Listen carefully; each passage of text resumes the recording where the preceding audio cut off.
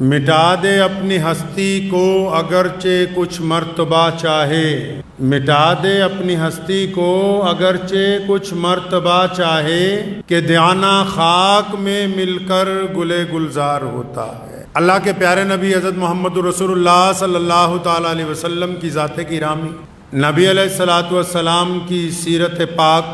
کا ایک اعلیٰ ترین پہلو جو ہے وہ حلم ہے، جس کو بردباری کہتے ہیں، جس میں تحمل کو شامل کیا جاتا ہے، جو صبر کے ساتھ مزاج کے اندر پیدا کیا جاتا ہے۔ نبی علیہ الصلوۃ والسلام نے اپنی پاک حیات جو ظاہری طور پر انسانوں کے سامنے نظر آتی ہے، اس میں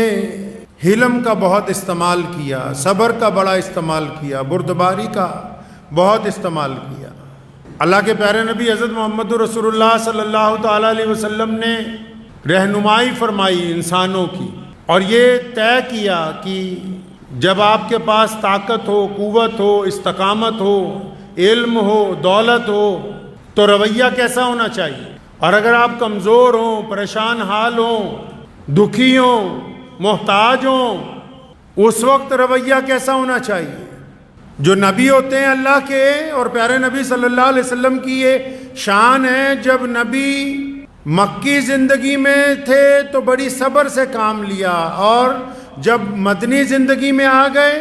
مکی زندگی میں یعنی جب حکومت میں دخل نہیں تھا، اقتدار ان کے پاس نہیں تھا، جب غلبہ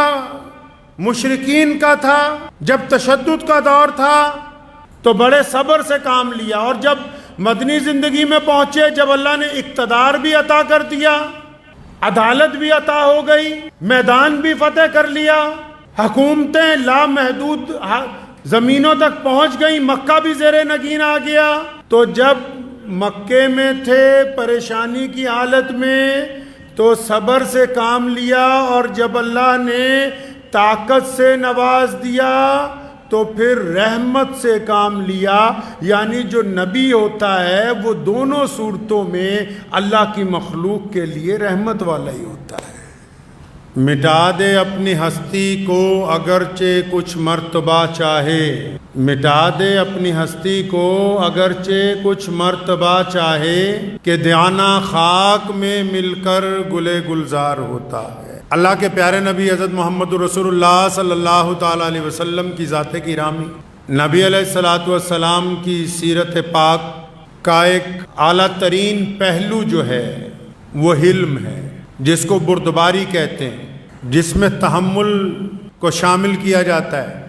جو صبر کے ساتھ مزاج کے اندر پیدا کیا جاتا ہے۔ نبی علیہ الصلوۃ والسلام نے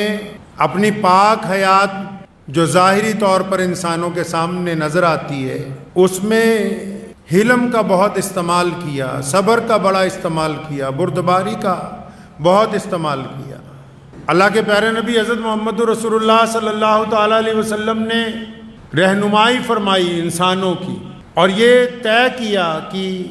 جب آپ کے پاس طاقت ہو، قوت ہو، استقامت ہو،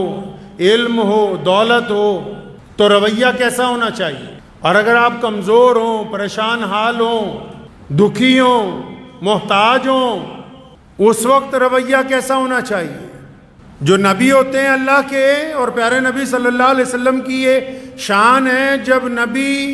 مکی زندگی میں تھے تو بڑی صبر سے کام لیا، اور جب مدنی زندگی میں آ گئے،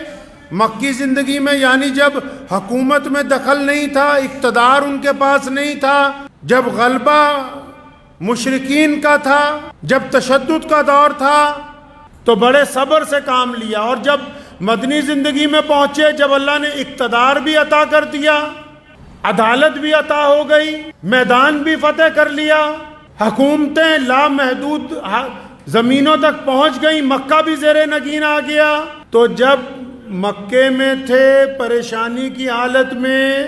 تو صبر سے کام لیا، اور جب اللہ نے طاقت سے نواز دیا تو پھر رحمت سے کام لیا، یعنی جو نبی ہوتا ہے وہ دونوں صورتوں میں اللہ کی مخلوق کے لیے رحمت والا ہی ہوتا ہے۔